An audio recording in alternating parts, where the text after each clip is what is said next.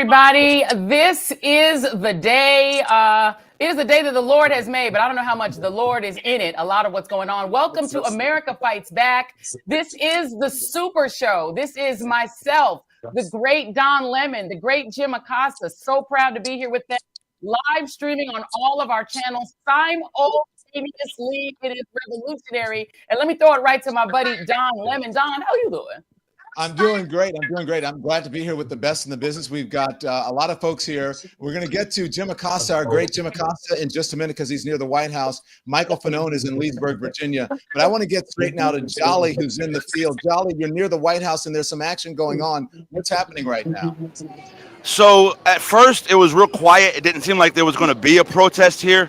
And then almost out of nowhere, several hundred, I would say 500-600 people minimum, materialized down what used to be Black Lives Matter Plaza and marched all the way up to the White House. If you look at the fence behind me, I'll show you. The fence right here is actually around the White House. And this crowd marched up to the White House. It looks like they've got planned speakers. There's people speaking right now. Can you do it horizontal for us, please? What's that? Can you turn the camera horizontal for us? Yes. Thank you, sir. You got it. And so we got speakers speaking. We got a pretty large crowd. Security responded pretty quickly to it. I don't think they were planning on having anybody here. And so this is all around the White House. It's pretty large crowd. Somewhere between 500 and 1,000 people easy. All right. Jim Acosta, our other co-host today. Jim, take it away. What are you seeing? Yeah, I might be pretty close to where Jolly is. I am right next to St. John's Church. I'm standing right by Black Lives Matter Plaza in Washington, D.C. We're just outside the fencing that's gone up around the White House complex, basically. We're outside Lafayette Square, where you saw those George Floyd protests and the cranked up, batshit crazy response from the Trump administration during his first time in office, when they fired tear gas, when they fired chemical bullets on the crowd during that time. We're basically in the same area. And as Jolly was just saying, I mean, I think there were a lot of people who were hoping there wouldn't be a lot of protests in D.C. today, but this is Washington, D.C., folks. And of course, they are going to show up. And so, as you can see behind me, there are, as Jolly was saying, probably hundreds of people in this portion of Lafayette Square that has not been fenced off by the Trump administration. But I mean, just over to the side, you can see, we just moved the camera around over here, this fencing that goes up all around Lafayette Square, all around the Andrew Jackson protest, or statue, I should say. You remember that from the last time around, guys, when there were concerns that the protesters might topple the Andrew Jackson statue. But basically, you know, you're starting to see some of the signs starting to show up. Here's one right here that says, Americans Fighting Tyranny, 1776, 2025. Here's another sign that says, cowards in Congress, do your job, rein in your king. There's a lot of protests down here. Obviously, I mean, we should mention at the top, this is also the 250th anniversary of the U.S. Army. We commend all of the folks in the armed services for their service. But as you guys know, we've been talking about this for days. Donald Trump has tried to co-opt all of this and make this part of his dictator birthday bash. And that is what has fueled these protests. And I think this is just the beginning. If this is only 3 o'clock right now, Joy and Don, imagine what this is going to be like over the next several hours. I suspect that this is going to keep building and building. And the question is going to become how the authorities respond to all of this, because I suppose they were planning for it. But we just don't know how big this is going to get, because this was not anticipated. The Indivisible folks were saying, hey, don't protest in D.C., go to places like Philadelphia and so on.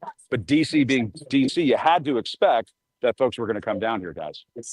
Thank you so much, Jim. I want to throw this in, bring in Michael Fanone, who is also standing by. You can see him up in the upper part of your screen, because I think the point that Jim made is really important. DC has been the source of a lot of anxiety and anguish in our lives since January of 2021, and really since before that, when Donald Trump has used these spaces to aggrandize himself. In one case, holding a Bible upside down in the Capitol, trying to sort of make himself look like he's some, you know, the sort of leader of a military junta, and then of course the January 6th insurrection, which you were unfortunately very much involved in.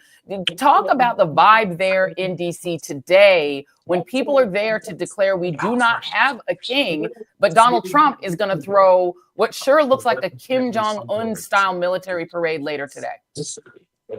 So Joy, I'm actually in Leesburg, Virginia. I'm at the the courthouse here. And I got to tell you, because where I'm at right now doesn't do it justice. So I'm going to take you guys around.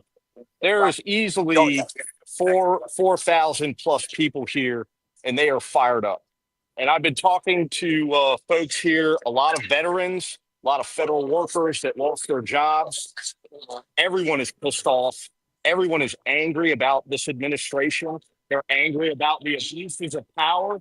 They're angry about Donald Trump trampling on the Constitution, and they are mobilized, and they are ready to go to work. So let me give you guys an overview of this. You're going to be over that you want to be into everything that I'm to be. I think Michael's sound is breaking up there. Michael, we're going to give you a pause for a minute. Keep those pictures coming, but the sound is not sounding. So let's go back. Don, should we go to Jim Acosta and see what he's looking at? Yeah, Jim, take it away. What do you have for us out there where you are? Jim is muted. You're muted, sir. There you go. I know. Well, we're workshopping this, right? It's a community effort. It's people power, people coming together. The cast of thousands, maybe minus 995 or something like that. But no, Joy, you were just mentioning where Donald Trump held up the Bible. That's literally at the church that's across the street from where I'm standing right now. I mean, that's literally where we're standing right now. So just to set the scene, and this is why I was saying earlier, you had to expect that protesters were going to show up down here. That's literally where Trump did his dictator part one moment back in the first Trump administration, where he held the Bible upside down. I don't think he's going to be doing that today. They've got him inside the freedom cages, as I like to call them.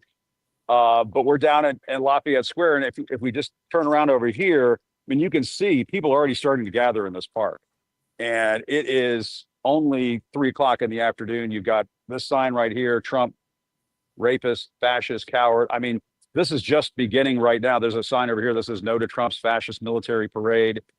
This was to be expected. Obviously, the No Kings rallies are taking place all over the country. It's a wonderful expression of people's First Amendment rights to free speech and so on.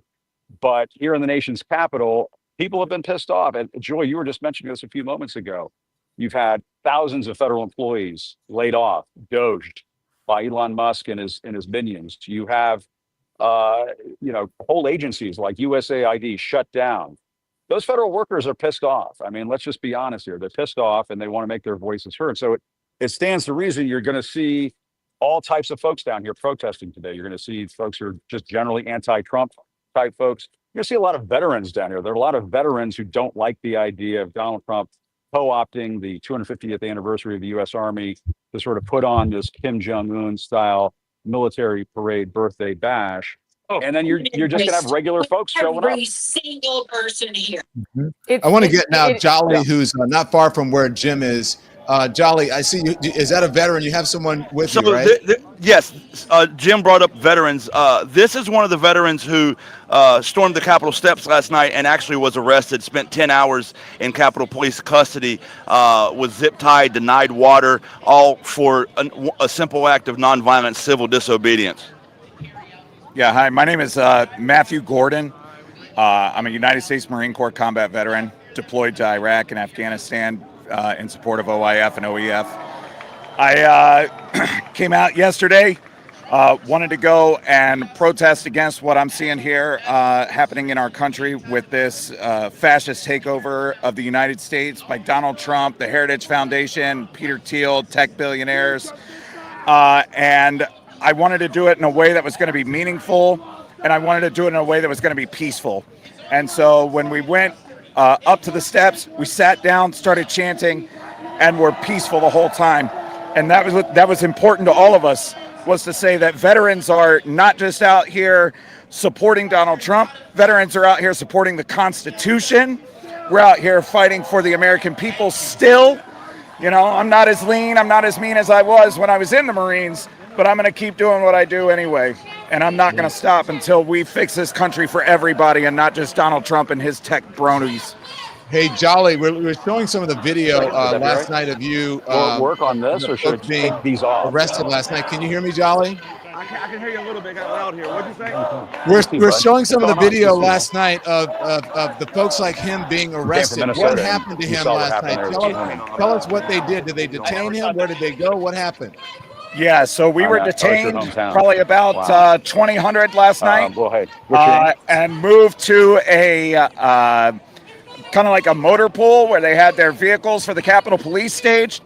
We sat in this kind of warehouse-esque area on pull-out chairs, zip tied, no water, no food, for about 10 to 12 hours last night. They released us yesterday or early this morning. God, I don't even know what day it is. Early this morning with charges. Some of us got charges for crossing a police line. So we'll see what happens there. But yeah, we were detained for about 10 to 12 hours by the Capitol Police, zip tied the entire time, and we're talking everybody from 30 years old all the way up to 82 years old. Hey, Jim, who do you Can have we with really you? quickly go back to Jim Acosta, Don, because it looks like he's got somebody else to talk to as well. To stay there, Jolly Good Ginger. We're coming back to you, but let's go to Jim. Sorry, Jolly. I'll throw it back to you as soon as I can. I'm with Sam. Sam was in the U.S. Army. You're now out of the military, and you're from Minnesota. That's right. And you came all this way to be a part of this protest today. Is that basically it? Yes. And you were just telling me a few moments ago, you're a little bit shaken up, a little bit in shock because of what took place in your state, in your hometown. Yep. Earlier today. Can you talk about that? Of course. I grew up in Champlin, Minnesota. Have him get closer to you, Jim.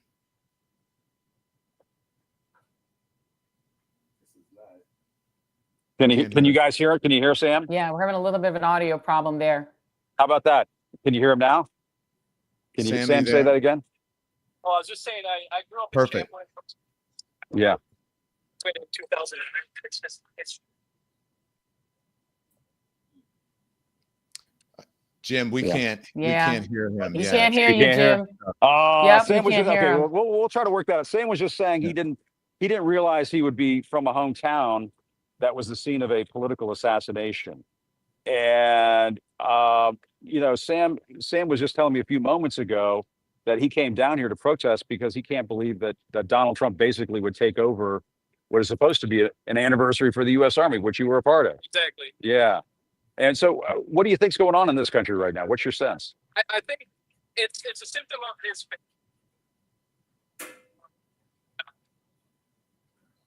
Yeah.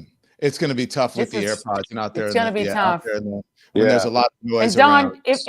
if I could just update the audience and those of you who have not had the television on today, there were two state representatives or two state officials in Minnesota, and one of their spouses, both of their spouses who were shot. Two are dead. Representative Melissa Hortman, who used to be the Speaker of the Minnesota House, and Senator John Hoffman were both shot. The authorities say these were targeted shootings. Representative Melissa Hortman and her husband, Mark, were both killed. Senator John Hoffman and his wife are undergoing treatment in the hospital. And we should note that the man who came to the doors of both of these officials was dressed as a police officer, had a car that was made up to look like a police vehicle, shot both of them, fled from the second house, got into a firefight with police.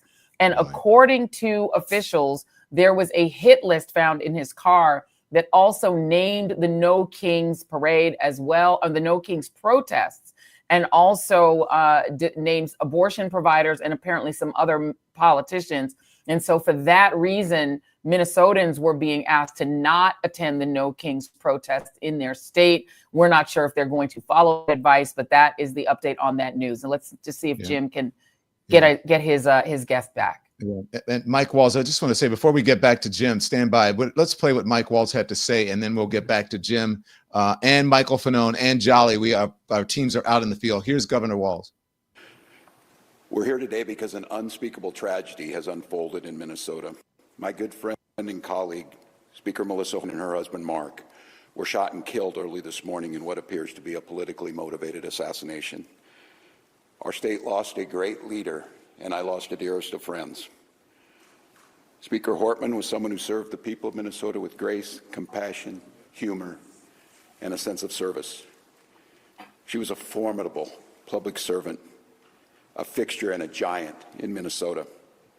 She woke up every day determined to make this state a better place.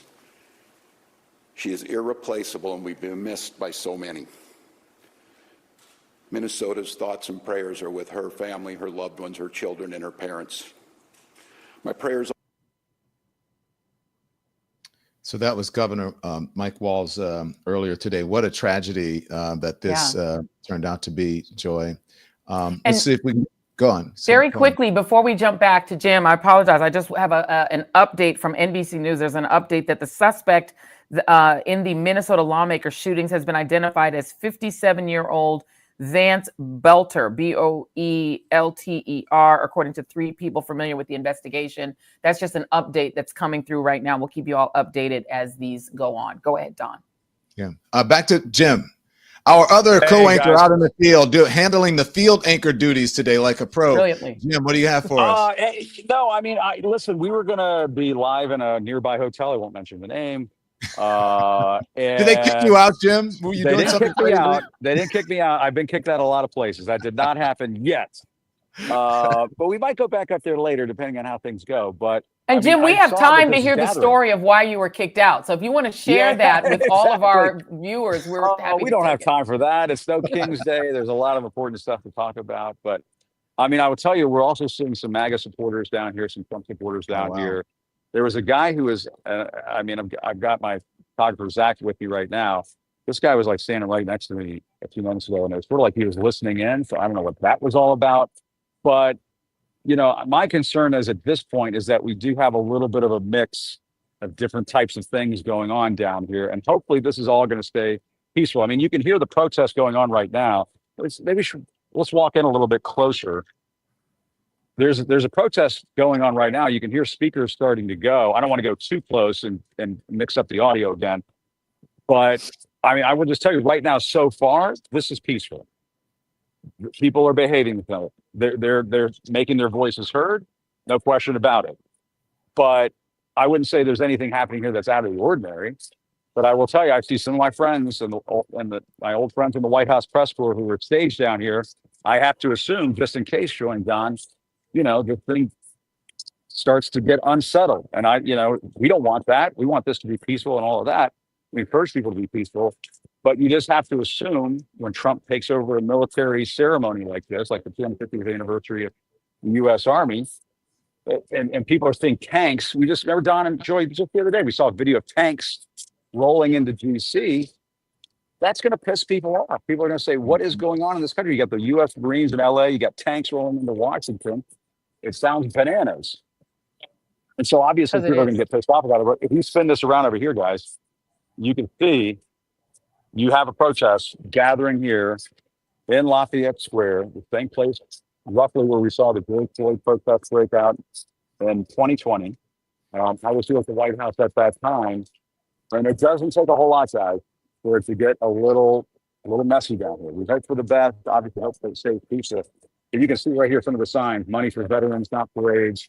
America has no king. America needs no king. Your oath is to the Constitution. And this is up against these fences. These fences went up around the White House perimeter and Lafayette Square in the last 48, 72 hours. And it brings me back to when I was covering the White House the first time around, guys, because, I mean, you know, it is something about Donald Trump. It is something about Donald Trump where they have to fortify the White House complex so he can act like a dictator inside. And it happened the first time around, and it's happening again. And that's why you're seeing these people showing up. People are upset. They want to make their voices heard. And honestly, I mean, how can you blame us? You know, this is America in 2025 right now, guys. Yeah, right on, Jim. Indeed. Yeah. Can we go back to Michael Fanone? I mean, and these are such great points to make, Jim. And I want to go back to Michael because he is talking with some of the people who are exactly what you're talking about. People who are going to be pissed off by seeing those tanks, and they're having to deal with it. And of course, Virginia is one of the places they had to unmothball some tanks from and roll them across bridges to get them into DC because normally there aren't tanks in DC. Michael, let's see if we got your audio back. Who are you talking to?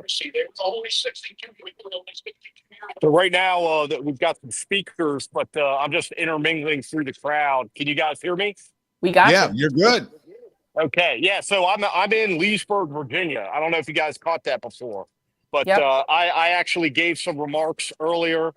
Like I said, there's a good sized crowd here, about 4,000 plus. They've been here en masse since about 2 o'clock this afternoon, and I believe this event is supposed to continue on until 4. But we've got a great mix of veterans pissed off about Trump's, the way they phrased it was his military exploitation parade. And there are a lot of fired federal workers and just average everyday Americans who are deeply concerned about what they see as a misuse and abuse of Trump's authority and of his power and his administration's power. As far as counter protests, there were probably about maybe 2 or 3 agitators, but they have been drowned out despite their best efforts by the raucous cheers and chanting of this crowd. Oh, thank you, sir. Thank you. So, I appreciate that. We need leaders like you. Let's do it by example. Thank you. Thank you. Okay? Thank you very much. What did he say? We need more people like you. Said they need more people like me. He's got to sign up. No one is above the law. And I assume Amen. you're referring to hands off democracy. What was your name, sir? We have counter protesters. Jose? Looks like we got some counter protesters here. Very nice to meet you, sir. Hey, are you here? Are you here? Are you here? Are you here to counter protest the protest? Jolly, what do you have? I'm here for a military parade You're here to for? honor our army. Okay, but hang on. Question. People But here. question. If you're here to honor the army, why are you carrying a flag that says Trump? Because Trump is the president of the United States. But that's not the army. But Trump's not the army. Twice. Oh, that's your big word. Go ahead and explain. Tell me how he's a fascist, mister. Tell me how he's a fascist. You're an idiot. But if you're here to support the army, why are you carrying a flag that says Trump on it? Because I love President Trump. I love what he's doing for our You country. love a president? I sure do. I've loved many presidents. Like, name another one. I voted for him. Name another one you I'm an love. insurrectionist too. How about that? You were in January 6th? I sure was. What was your role at January 6th? As a patriot, announcing how the whole election was rigged, and we've all come to fruit that it was, weren't we? We were not. What did you do at January 6th? I was there with my granddaughter listening to the President of the United States speak. That's what I did. Yeah, but you said you're an insurrectionist. What does that mean? Right, because the FBI came to my front door even though I never stepped foot on the Capitol. How about that? Because I posted a picture of me and my granddaughter in front of the Capitol. I have FBI at my front door. Do you believe you had a right to be there and protest? Well, I wasn't. Yes, I had. Of course. So do you believe these people here today have a right to be here and protest? And you have the right to counter-protest if you want. Right, so I'm just wondering why you're carrying a flag that says Trump on it. I've already told you 3 times. Come You up love with him? a question. No, you Come up haven't with another sufficiently answered intelligent it. question. Get out of my face. Jolly. Jolly. Can you hear me, Jolly? I can hear you, yeah. You asked her if there was another president she loved, and she did not name one. She could not name one, correct. Do you have any other folks out there you want to question? If you want to go back to her, or are you done with her? Well, I'm going to kind of keep an eye on her because it looks like the crowd's not very happy with her being here. She's solo counter-protesting here. She's the only counter-protester I see. Actually, there might be a second one now. Let me go over here and find out. Let's go look at this. Hang on. Please do. Keep walking. And while you're doing that, Jolly Good Ginger, and it is really fun being on with you, by the way, I will note that in the definition of fascism, for those who are tuning in to This America joint podcast between Jim Acosta, Don Lemon, and myself, cult of personality, fascist regimes cultivate images of their leaders as great figures to be loved and admired. This cult of personality is often perpetuated through mass media and propaganda. So loving the leader of your country is different from being patriotic towards your country. Loving the leader, that's definitional fascism. Just wanted to point that out. And really just ultra nationalism at that, Joy. Joy, I just want to tell the folks, listen, folks, if you're watching on, we have you on socials. If you're watching on TikTok, if you're watching us on Instagram or Facebook, This is it. If you want to continue to Are watch you this, are you seriously putting up? you have to go to the YouTube, or you have to go over to Substack. Okay, so this is the end for socials. Come to YouTube or Substack, and you're going to continue our coverage. Jolly, what do you have for us? Hey, it's going down over here. Are you literally co-opting the POW flag? Are you seriously co-opting the POW flag for January 6th insurrectionists? Are you out of your fucking mind? Yeah, I know, it's working. So what happened was she pulled out, to give you a back brief, she pulled out a flag that was the POW MIA flag, but in place of POW, they had put J6. And several of the veterans that were standing around became inflamed by the idea that you're comparing J6 insurrectionists with, oh God, the crowd's moving. Let's go catch them. Yeah, please catch him. And Jolly Good Ginger, was the gentleman you're talking with, that's Angry Veteran on TikTok, right? Joyanne, you're correct. It's USMC Angry Veteran. He was arrested last night in the crowd. He's also one of the ones that was inflamed by the flag. This guy looks like he's arguing with Matt, USMC Angry Veteran. Yeah. How interesting that That's what you're doing. they thought the unrest would be You're ready to from go in and let's anti-Trumpers, and it draft turned out they're touching pro-Trump. fascists. So basically what you're witnessing here, just in case you can't tell through the chaos, the lady I was talking to who had the Trump flag, she seems to have maybe a son or a nephew or something with her who also was working or looking to agitate the crowd. The crowd's now basically chasing them out of the area. Now let me clarify, they're chasing them peacefully. We're simply giving them a counter to their rhetoric. But they're practically running. We got park police now showing up to escort them out. And it now seems that they've kind of broken through. I don't know the other guy with them, but so they're gone now, and I'll keep you up to date if anybody else comes through. Let's bring in now. Thank you. Let's bring in now Jim Acosta. Jim, we have Olivia Troye and Glenn Kirshner here. Yeah, we're in the same area as where this protest was going down just a few moments ago. This flash, so I can see Jolly right over here. He was right on top of this, but I can tell you when I was. I need you to eat that mic. Jolly a few moments ago, when I was right up next to these guys. It was starting to get mixed up a little bit between the pro-Trump protesters who were here and obviously the No Kings Day protesters who were here. Guys, I'm telling you right now, if it's 3 or 4 o'clock in the afternoon in Washington D.C. in this park, and this stuff is already starting to go down, I think the authorities have to start paying attention to this area, and protesters are going to be concerned about this area. There's Jolly right there. But listen, I'm telling you guys right now, I've been in this area before. I've been in this area during the protests that took place when the Trump administration cracked down on them with tear gas and rubber bullets and so on. I would not be surprised if you see over the next couple of hours, Park Service, Park Police trying to clear some of this area out because it's already starting to get a little messy down here. That thing that you just saw a few minutes ago, Jolly was talking. Yes. Pro January 6th insurrection, pro Trump protester. They're starting to get around her and start talking to her about what she was saying. So I'm just letting you know we're starting to see both sides here. Kind of not using for both sides. Hey Jim, can you hear me? Jim, can you hear me? Jim, can you hear me? I guess you can't hear me. Yeah, go ahead. Yeah. Hey, Jim Acosta, you can hear me, right? Yeah, I got you. Yeah, just when you use that mic, I need you to eat it like right in your mouth, man. Just so we could hear you. Yeah, that's it. Perfect. Thank you. Hey, Jim, we have some guests that you wanted, as a matter of fact. Olivia Troye and Glenn Kirshner are here, and they can talk about, Olivia knows all about national security. Glenn knows about the law, what will happen to these people if they do end up causing skirmishes, where will they go? Olivia and Glenn are here. Jim, go ahead. Yeah, let me go.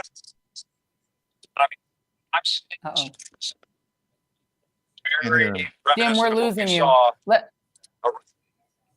You're losing me? Can you hear me now? I think your signal. It might be your signal. Maybe take a little bit of a walk just so we can see if we can get you in a cleaner signal. Try again. So, Glenn, let's bring Glenn in, and let's bring in Olivia Troye because we can't hear Jim. Glenn, Olivia, thank you so much for joining us today. We really appreciate it. You're a national security expert.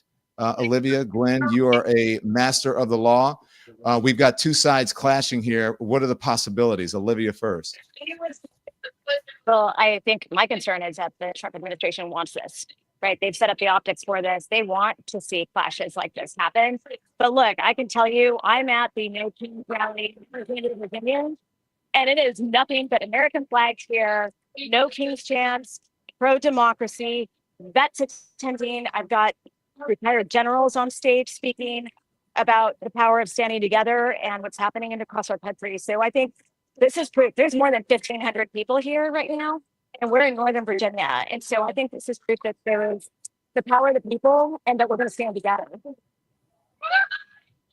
Glenn, can you talk a little bit about, I mean, we know that Donald Trump is deploying the military. At the same time, they're claiming that they are celebrating the Army today, but he's deploying U.S. Marines and National Guard against the will of the governor of California.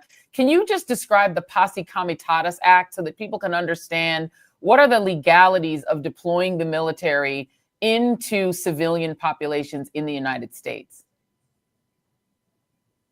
You're muted. It ain't legal because you cannot use the military to enforce civilian law. And I don't care what they say about how little the military will do when they're out there, you know, in tandem with ICE agents who are running through fields trying to grab up undocumented folks who we all know by and large are paying taxes. They're paying into Social Security. They're paying into Medicare. They're paying into unemployment.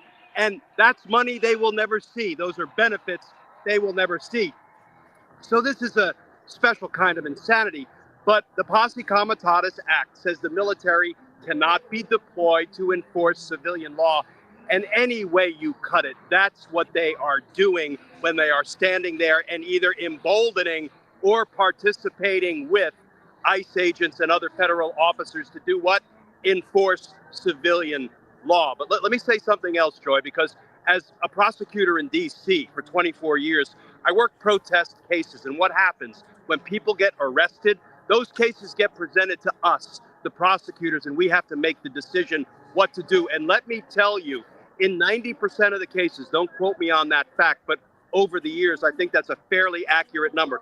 90% of the cases, there are no paper, no charges brought, because it's very difficult to make cases in the setting of arrests that are made during a hectic protest, sometimes devolving into a riot. We still need proof beyond a reasonable doubt. Now, if somebody's busting store windows, looting, setting things on fire, assaulting officers, and they shouldn't do that because this should always remain peaceful, we may be able to bring those cases and prove them in court beyond a reasonable doubt. The only reason I say this, Joy, is because I've been urging, we're out here at the Loudoun County rally. I was here with my friend Mike Fanone. We both addressed the crowd, and we urge everybody, be peaceful. And this may be counterintuitive, but if a law enforcement agent applies force to you, tries to flex cuff you, don't resist, don't fight back. It's hard because our adrenaline surges, and that's what causes problems, including in officer excessive force cases. But you know what?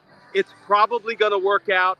These cases are probably not going to be papered. No charges are going to be brought. The only caveat I'll say, Joy, is that with, U.S. Attorney Pirro, maybe all bets are off, because I'm not confident she will be exercising sound prosecutorial discretion. But first and foremost, don't fight, don't resist, but speak up and speak out, and do not let them silence you or intimidate you into not exercising your right to speak and your right to assemble. Can I just stay with you for a second, Glenn? For one quick, we did see that the gentleman follow on TikTok, who's known as U.S. veteran, former Marine, was arrested yesterday, and a group of veterans, about 60 apparently, were arrested in D.C. We also saw the senior senator from California, Alex Padilla, not arrested but detained when trying to question Kristi Noem. What I would say to that, Glenn, is that in the past, in the 1960s, people who were doing civil rights protests took months of training in order to learn how to do what you're saying, in order to learn how to take brickbats and get spat on and get hurt and get arrested violently and not resist. And that was something that they were trained to do. A lot of the people that are out here protesting for No Kings, they are not trained activists. They have not had that kind of training.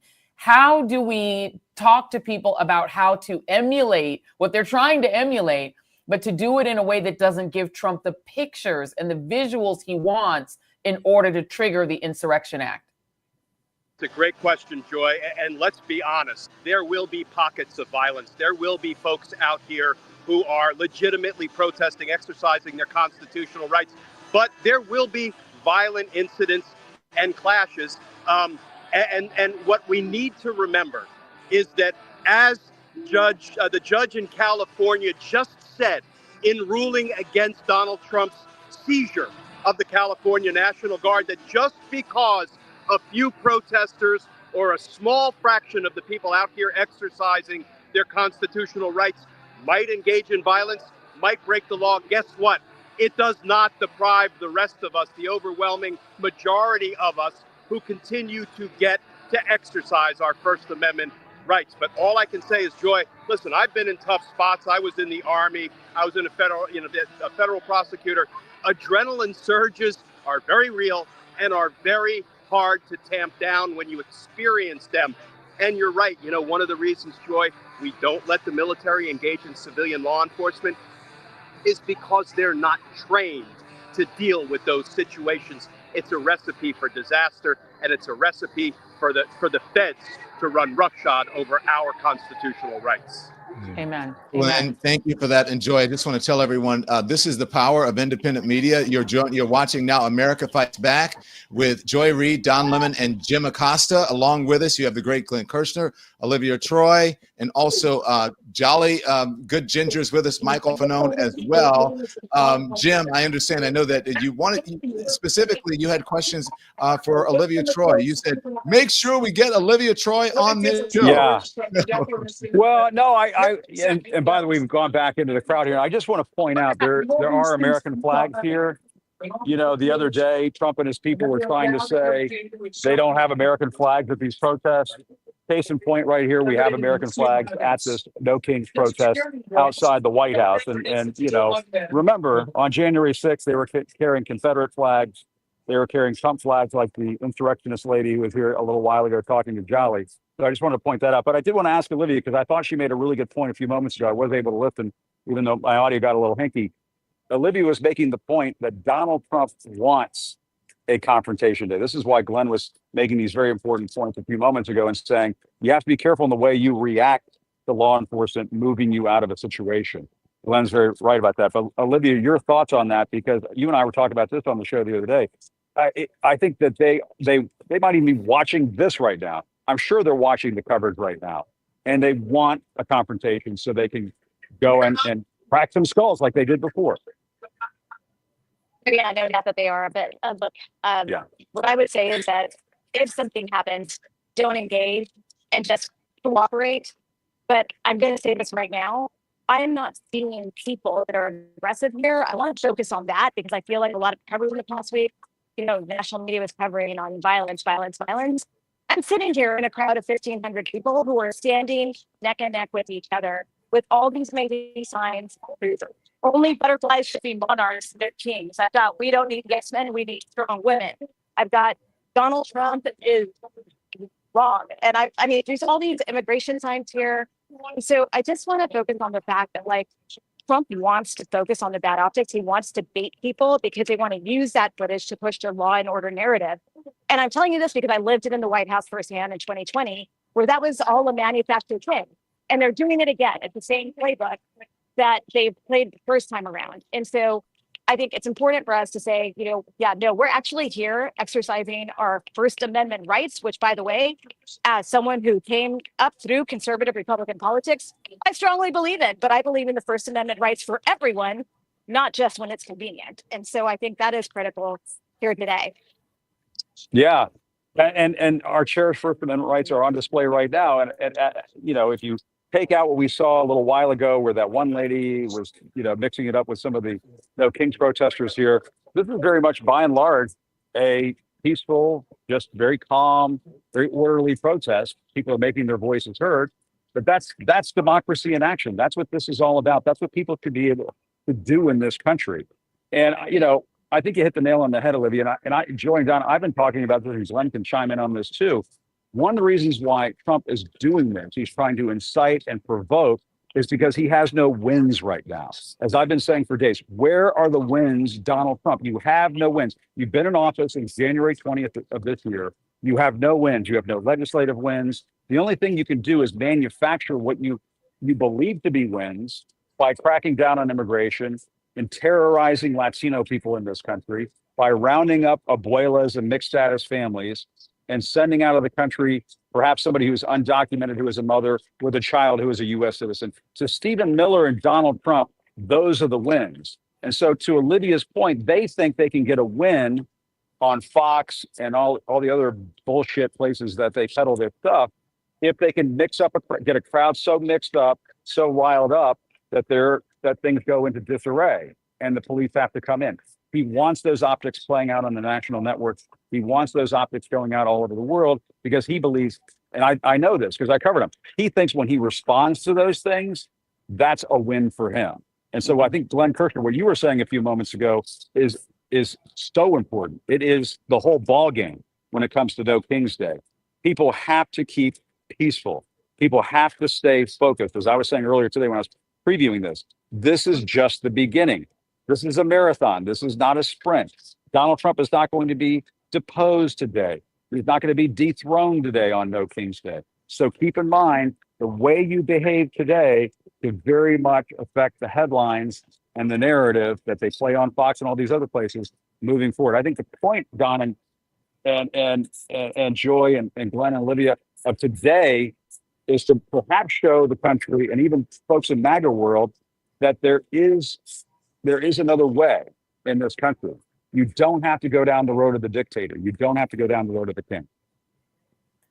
It is such a great and perfect point, Jim, because if you want to talk about the lack of wins, the tariff policy was a bust to the point where Donald Trump is being mocked on Wall Street as Taco. Trump always caves on tariffs. When you look at foreign policy, Israel has launched strikes against Iran, and Marco Rubio is saying we didn't know anything about it. And which means that our closest military ally is acting without giving a heads up, maybe getting a heads up to the Trump administration, but ignoring their apparent advice that we've heard reported not to attack Iran. The world is going on without the United States. Countries around the world are figuring out how to reconfigure their economies without us in them. Canada has told us to F off when it comes to tariffs. I could go on.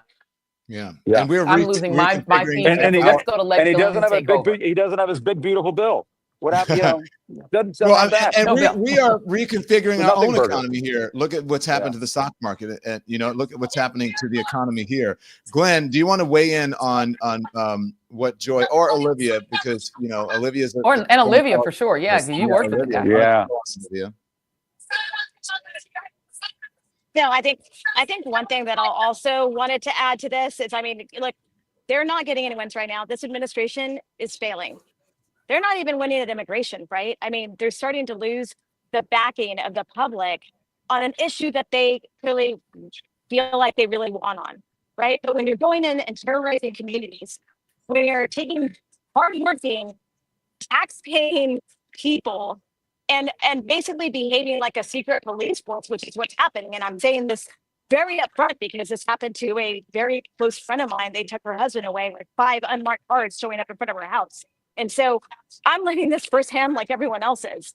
And so this isn't okay. And I think they're going to continue to push these boundaries. But again, I talked about this with Jim about this yesterday. Some of these images and also that they want, don't forget, there are violent people out there, people that are looking to stir the pot on purpose. And so that's why we keep saying, be careful with how you're engaging. The Proud Boys were posting online. They've been posting on social media. They were on Telegram. I've been monitoring those channels. They've been talking about the fact that, they were sending out gun tutorials and things. So, it's important to pay attention to things like that. And look, the violence in many of these situations is coming to the Proud Boys or the right. Yeah. Stand by. I want to bring in some folks here who are in the zeitgeist always. And that is the hosts of the I've Had It podcast. that you can catch on YouTube. And that is Jennifer Welch and Angie Pump Sullivan. Thank you, ladies, for joining us. You happen to be at rallies today. So I want to take it to the ground. As we say, we know that we're reporters and, you know, Glenn's an expert and Olivia's an expert, but you guys are just everyday folks, so to speak, if you know what I mean. And you're out there. How are the rallies where you were? Because you both attended a rally in Oklahoma. Am I correct? Yes, we went to the rally in downtown Oklahoma City at 9 a.m. this morning. And Angie and I go to Oklahoma City Thunder games all the time. The arena holds 18,000 people. So we know what it feels like to have about 20,000 people downtown. I think it felt like double or triple. It was insane. It was peaceful. It was organized. People were united. And the best thing about it is it felt like I was in America again for the first time since like January 20th. It was like, oh, here it is. This is our country. These are our people. And the most poignant moment was we were rounding a corner and there was a Latina woman standing, filming us. And she was crying and she said, thank you, gracias, thank you, gracias. And she was so moved that people were marching for everybody. And it was something that I personally needed to see and to witness. And I thought it was glorious. Pumps? I was shocked by the turnout, how excellent the turnout was. And I told Jennifer this while we were marching. You saw old people, young people, millennials. The group that is missing, the demographic that I'm so disappointed is white women my age. I feel like they have completely dropped the ball and will look back on not fighting for their daughters and not fighting for constitutional rights and democracy and be really sorry. Because it's sad that ours is the demographic that's letting everybody down. Why do you say that, Angie? Ange? Well, I have kids in college and I know these women and I am just like, how are you not outraged and horrified? But what I see is if it's not happening to me, then I don't have to worry about it. My daughter, we're privileged. So we can, do whatever we need medically. And well, immigrants should be deported, even though the same immigrant has cleaned their house for 30 years. I mean, there's just an undercurrent of racism and misogyny that is so prevalent in this state, homophobia, obviously, but it's just, I'm very disappointed with my peers. And Jen, your podcast, your work now focuses on that. And you take us actually behind the scenes of people they say things to you as a white woman that they wouldn't dare say publicly or to anyone. And you are just floored and insulted by it. Yeah. I mean, I think if every white American were truly honest and really spoke out, we've all been in spaces around groups of other white people where off color and racist things are said. And it's happened our entire lives. And it's happened so much as you grow up and you enter adulthood. It wasn't until probably I was in my late 20s that I realized, like, this is really effed up. Like, this is pretty gross.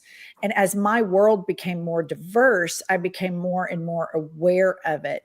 And I think this type of racism that's shared secretly, elbow to elbow among white people is the most insidious type of racism, because they know it's racist because they self-edit. They don't say the things that they say to Angie and me. They wouldn't say that in front of Joy or you, Dawn. They know enough to know that they can't say it in front of you. And it's going to take white allies like Angie and me and educating our children to stand up always and say, nobody is free until all of us are free. You leave everybody vulnerable and on the table unless you combat this at every step. And that starts within our own communities.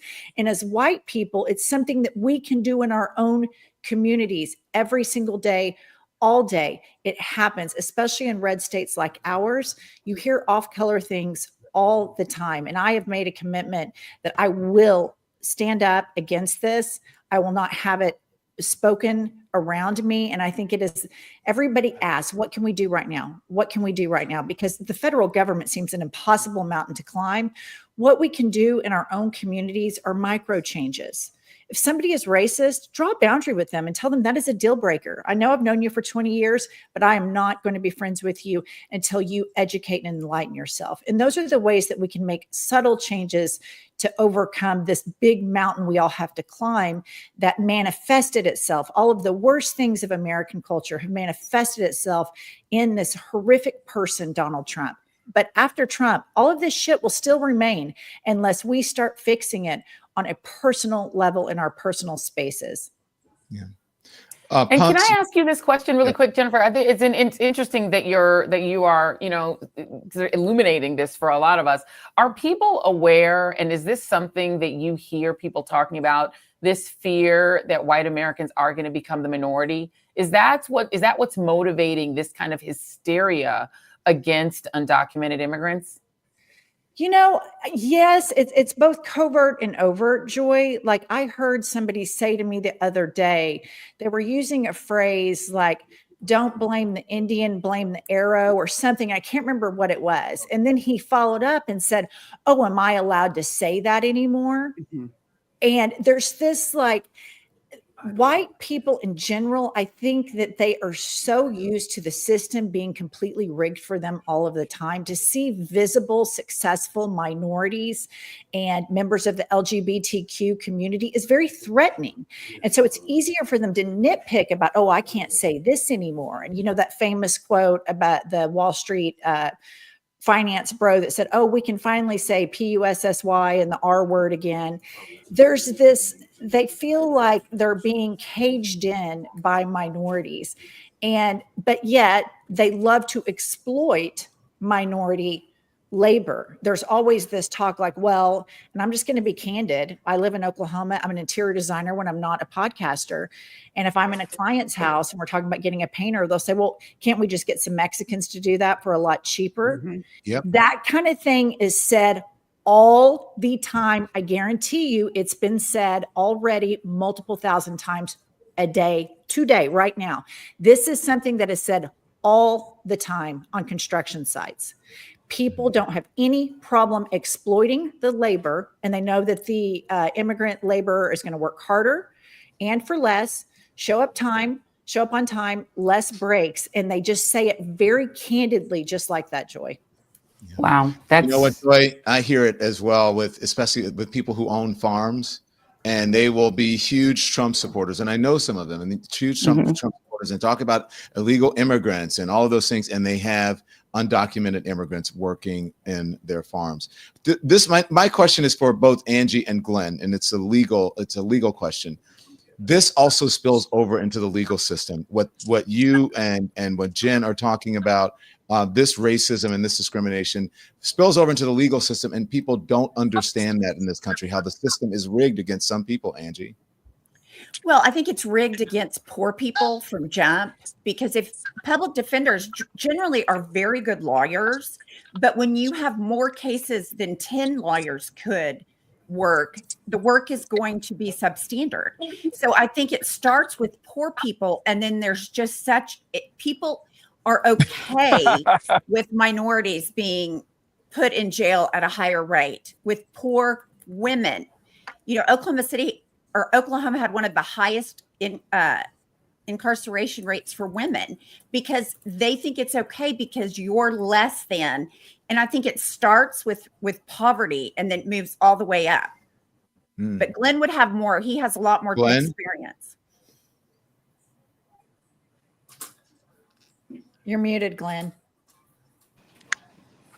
Go ahead, Glenn. I think. Can you hear me? Yes, we can. Okay, Don, I'm sorry. What was the question? I'm sorry. We were talking about how the racism in the country and how this is it's prevailing here. We're seeing it playing out with immigrants, and also it happens within our legal system, not just with immigrants, but with people of color.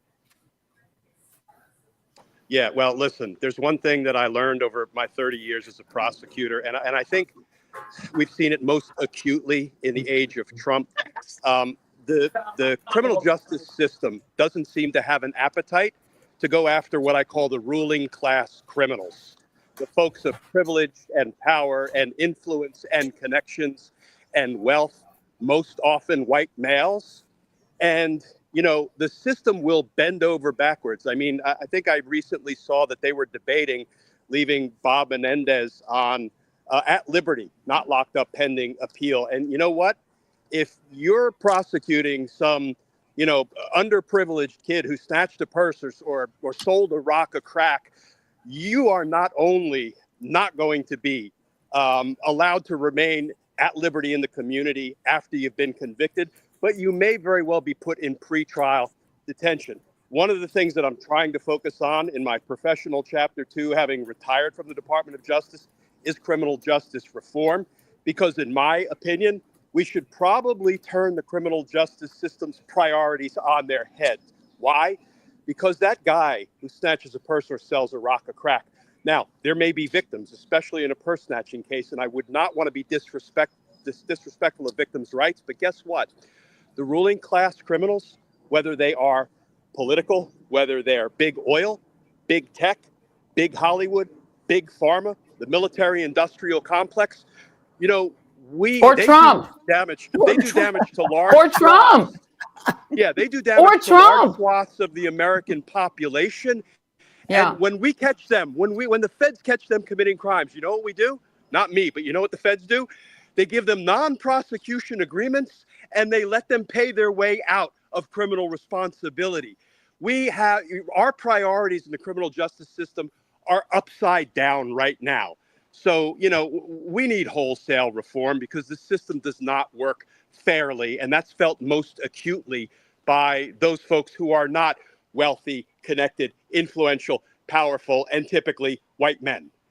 Can I just bring in Olivia, because Olivia is Mexican American. I think we have somebody this is her ethnicity that's being discussed. And, Olivia, you see it on both sides, right? Because you are a person who I think a lot of people would not know. I didn't know until you told me your background. And so you probably hear a lot of mess that people think they can say to you because they don't know your background. But can you just talk a little bit about this from your point of view? And also the president who you served, you worked for Mike Pence, I should be clear, but you worked in the administration. Do you sense that was the mindset even then, that you discovered the mindset being, it's easy for us to go to war against these brown people and to target them because our base responds to it? And Olivia, you're muted. There you go. Oh, absolutely. Given the comments that were made during cabinet meetings at the time and the things that were said, I really think that they thought that the public would rally with their base and on this issue. But Joy, you nailed it. I have been hearing these comments my entire life. People feel at very liberty to say things to me, not understanding that I am a daughter of Mexican immigrants. Can you hear me okay? All right. Olivia, thank you. Angie, Jennifer, thank you guys so much. We appreciate you joining us. Make sure you follow those ladies over on the I've Had It podcast. Oh my gosh. It's a cardboard cutout of Don Lemon. Oh my gosh, Angie. Thank you. Where did you get that? One of our listeners mailed it to us, mailed her a Don Lemon and mailed me a Larry David. And they arrived at the office yesterday. Angie, you're on mute. Yeah, I unmuted. Angie, unmute. Yeah. Yeah, no, I got it from a fan that sent Jennifer, Larry David, and me, Don Lemon, because they know how much I love you, Don. I love you more, Don. Okay, you guys keep doing the work you're doing. And thank you so much for having us on. We love all of you. It's a great day to be an American. Let's keep fighting. Amen. Thank you very much. So much. Thank you so much. Can we run back to Jim real quick? Because I know Jim is out there in these streets doing all the things. Hi, so guys. Jim, tell us what you're seeing. Well, I'm going to tell you right now, the scene that we saw earlier, 15, 20 minutes ago, it's changing now, because the protest that was here right now, it's starting to break up. A lot of these protesters are starting to head, I think, north. And so the sort of, heightened atmosphere that we were all experiencing about, half an hour ago, that is starting to dissipate. And so maybe this is going to be okay, at least down here in front of the White House for the moment. It seems like the tension level has come down a little bit. Now, what we saw the protests just gather here in front of the fencing in front of Lafayette Square just a few minutes ago. And, they were rallying around this cause of No Kings bill. They were making their voices heard. And I think they're going to start taking this to other parts of the district. We'll see where it goes from here. But this is what the day was supposed to be about, right, guys? It was supposed to be about non-violent, peaceful protesting. And that is 99.99999% of what we just witnessed over the course of the last hour. Yeah, we saw some pro-Trump people. They were far outnumbered by the No Kings forces down here. And so, I mean, that in and of itself should be a message to the guy inside 1600 Pennsylvania Avenue over there. As much as the folks around the country wanted this to be sort of contained outside of DC, there's some forces here. There's some folks here who want to get their voice out. No question about it. Sorry, Don. If you're just joining us, you're watching America Fights Back with Joy Reid, Jim Acosta, and Don Lemon. And you see we have our folks out in the field. There's Michael Fanone. I believe it's Michael Fanone. Maybe that's a veteran. And there's also Glenn Kirshner there, and also Jolly. Andy, the pictures that are up on the right, is that Los Angeles that we're looking at? We saw people out on the streets, correct? Yes, this is LA. That is LA. And then we have video, or at least live pictures from folks from places all over the country. I just want to check in before we get to some of our other guests. This one is, where are we looking now? Is this still New Los York? Angeles? That's New York that we're looking at. Okay, great.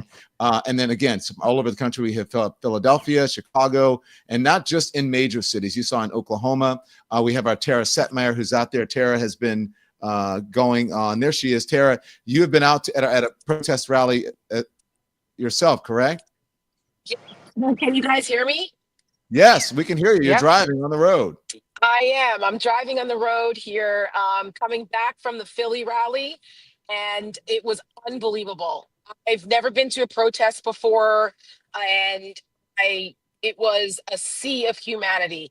I cannot begin to tell you how unbelievable the energy was to see all of those people. I mean, I'm telling you, folks from every walk of life, young and old, incredible signs. Like I was emotional. It brought me to tears. It was unbelievable. There had to be hundreds of thousands of people out there in Philadelphia. No skirmishes or anything? Oh, no, absolutely not. There was no sign of instigators or anything like that. There was the police officers were, there was a police presence, but they weren't really trying to do anything to inflame the situation. The police officers in Philadelphia did a great job. Crowd control was great. There was no agitators whatsoever at the point that I was there. I mean, I was there from the very beginning. Along the parade route, we marched all the way along Ben Franklin Parkway. And if anyone was out there during the Kamala Harris rally the night before the election, it was along the same area there, that beautiful part of Philadelphia that goes to the Rocky Steps at the Museum of Art. And it was completely peaceful, and people were very energized to be there for our democracy. Yeah. That's my former city, Philadelphia. I worked there as a news anchor in Philadelphia. I've been on those steps a lot. But Philly can be really rowdy, Tara Setmeyer. Tara, stand by. Jolly, I want to bring in. Do you have something? Are you trying to show us there? Where are you? Oh, no. I was showing you. So what I've done is I've made my way to the other side of the city from where we were previously at, where the protest was at. This is the actual parade entrance. So I'm here where people are entering the parade. I just kind of wanted to get an idea to, what things look like, how many people were here. It turns out, this is very interesting, I didn't know this, there's two entrances. There's a parade entrance, and then there's a festival entrance. And I asked the guy, I said, what's the festival? I didn't hear about a festival. He said the festival's for the Army. But I was like, I thought the parade was for the Army. So I'm doing a little investigation to figure out, wait a minute, have they pulled a bait and switch, which, let's be honest, we all knew the military parade was for Trump the whole time. But I'm literally being told I can go one of two directions. Here, right here into the parade, which is a pretty skim line. You can see the lines moving pretty fast. Or over there where I was at a minute ago, I can go to the festival, which I'm being told is a minimum of a 2.5 hour line to get in. So one almost for Trump and one almost for the Army, apparently. Surprise, surprise. Jim, how's the security there? Is it because I heard earlier that it was really tough to get in, even if you were going to the parade, especially if you're, a protester. But is it inhibiting people from going? And you said the line is pretty scant. Jolly? Oh, I apologize. I thought you said Jim. I do apologize. I'm sorry, I may have. Sorry. No, it's no problem. Security is pretty tight. There's about 4 entrances. You got special guest entrances, press and media entrances. I tried to get through press media. You got to be pre-cleared by the Trump administration, so I'll never get in there. And then there's a general entrance as well. But like I say, for the parade getting in, lines moving pretty fast. It's not. I mean, it's a lot of people, but it's not like really backed up. But this other entrance that I'm not sure makes any sense is a much longer wait line to get in. It seems like you had to have some pre-cleared tickets to get in that. So it seems like they've got people going to celebrate Trump on one side and people going to this army parade on the other side. Wait, people wanting to celebrate Trump, Jolly, can you explain? They're celebrating what about Trump? His birthday? Is that like a birthday celebration? Are they singing happy birthday to him? What is going on? Well, I can only imagine from, I apologize. I can only imagine from the time I spent studying North Korea and collecting intelligence on North Korea and how cultist regimes work, that they're just celebrating Trump because he's their cult leader. And I asked 2 or 3 people while I was walking, hey, what are you here for? Why are you here? Oh, Trump, we love Trump. And no one has told me yet here we're here to celebrate the Army's 250th birthday. So that's not an answer. As a matter of fact, let's ask some people right now. I mean, I'd be happy to ask some people. Hey, do you mind telling me, what you're here for today? I'm here to join in the celebration of 250th military anniversary. Coincidentally, it's the President Trump's birthday. I'm here from Baltimore, and my grandfather, my uncle, my nephew, my brothers served in the military. Okay. And I'm here in honor of them giving service to this country. Okay, so it doesn't really matter that it's President Trump's birthday. It more matters that it's the Army's birthday. Well, it matters. He's the president, and coincidentally... Did you celebrate Biden's birthday? No, I didn't. Okay. No, I didn't. No, I didn't. In fact, I didn't even celebrate former President Obama. Right. And I didn't celebrate former President Bill Clinton. Sure. So why Trump? Well, I'm not celebrating Trump's presidency. I'm here to celebrate the 250th anniversary of the military. I love the military. I'm proud to be an American of a country that has a strong militia. And so that's 95% of the reason why I'm here. Okay. Hey, Jolly, can I ask Jolly, can you ask him if he knows? Jolly, ahead, can you ask him if he knows any other president's birthday? Can he name any other president's birthday? Can you? What was the question? Can you name? Do you know any of the other presidents' birthdays? Like what date they were? Not exactly the exact date and year. No. Jolly, I only can know. you ask him? I only know that it's President Trump's birthday from the news media. Sure. Watching the news. Sure. That it's on June the 14th. So it's given the appearance that this president is, like you said, using the news media to push out his birthday, where every other president, was humble and didn't do that. Does that bother you? Of course it does. Okay, good. Because right now it disturbs me that he's operating in the image of a dictator. Ooh, okay. Yes, pretty much. I'm going to be honest with you. I watch countries like China, Japan, Russia. They celebrate the military in their honor, and I'm disturbed about that, yes. Okay. Jolly, You enjoyed the parade. Can you ask him another question, Jolly? One more question. Can you ask him if he has any issue with Donald Trump federalizing the National Guard, Marines, U.S. military on the streets of America, possibly up against Americans, its own citizens? So the question is, do you have any issues with the president federalizing U.S. troops on the street of America, like the Marines and the Guard in L.A.? Yes, I do. Yes, I do. It takes me back to, I think it was, Kent State University, when the students protest, he used the National Guard, and I think a few people was killed. I don't agree, because it's not ironic that January the 6th, he didn't call the National Guards out to quell the January 6th riot, so he did just the reverse in California, and I disagree with that. He's using the military for his own personal bodyguard, so to speak. Jolly, can you get that I have man's to agree. information? I want to have him as a guest on the show. Get his contact Right? He information. surprised us. We thought he was going one way and it Yeah, went another. me too. Same. Yeah. So I'm on live with Don Lemon and Joy Reid and Jim Acosta, and they're curious if you'd like to be a guest on the show in the future. If I can get your contact information. Yes. Hello, Mr. Don Lemon. I watched you when you was on CNN. Thank you very much. You need to watch us now that we're on YouTube. And I appreciate you. I know. I heard about that. You're a veteran, right? You're a veteran? No, I never served. My brother served. My uncle served. I was in college. Yeah.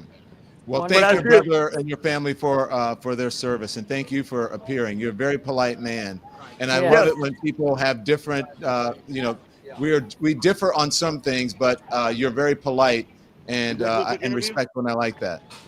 Don Lemon, thank you very much, sir. We appreciated talking to you. We appreciate you. I believe we do have him. There we go. Harry Dunn, former Capitol Police Officer Harry Dunn. We had a little challenge getting you in here, but we've got him now. Harry, how you doing, my friend? Welcome to the broadcast. Hey, y'all. Joy, Don, everybody, Tara. Good to see y'all.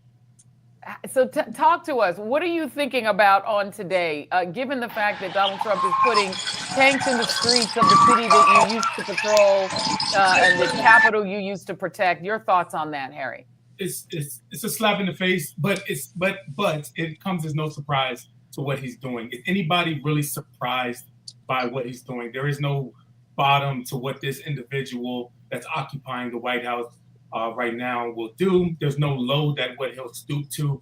But let me back up for a second. I got to take a minute to acknowledge the life that was lost in Minnesota this morning with a horrible thing of political violence. And it just shows the contrast of, I was out in Maryland earlier at these peaceful protests. People are fired up, people are passionate, but there wasn't any violence. There wasn't any, there was anger towards an administrator.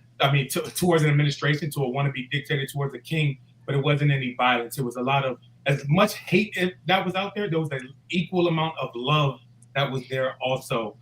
So my thoughts are with that, meaningful thoughts and prayers are with the families of the people affected in Minnesota today.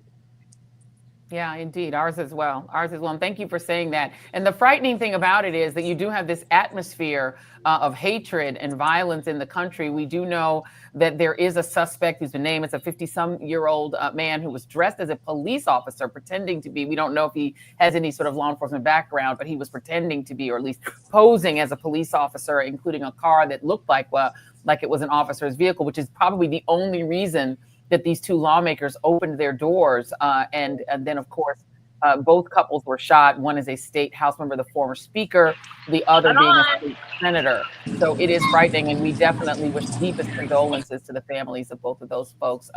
One of the other things that you just said, Joy, and that goes back what ICE is doing. They're just showing up in jeans and a T-shirt and a mask, a shiesty mask, and with jeans and a T-shirt. I mean, these policies that are being led by Kristi Noem and this administration, not enforcing even the simplest of a dress code. So you talk about all this reverence about military, about our service members. How about making them even look decent? I mean, like you couldn't come into, if your shirt's untucked, you're already out of order for the military. So it's just unfortunate what's happening. Hopefully we don't see more of this, but my heart tells me that we are going to see more of this type of targeted violence. Yeah.